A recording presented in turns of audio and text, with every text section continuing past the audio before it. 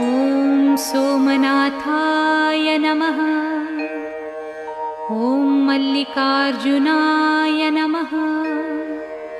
ॐ महाकालेश्वराय नमः। ॐ ओंकारेश्वराय नमः। ॐ वैद्यनाथाय नमः। ॐ भीमशंकराय नमः। ॐ रामेश्वराय नमः।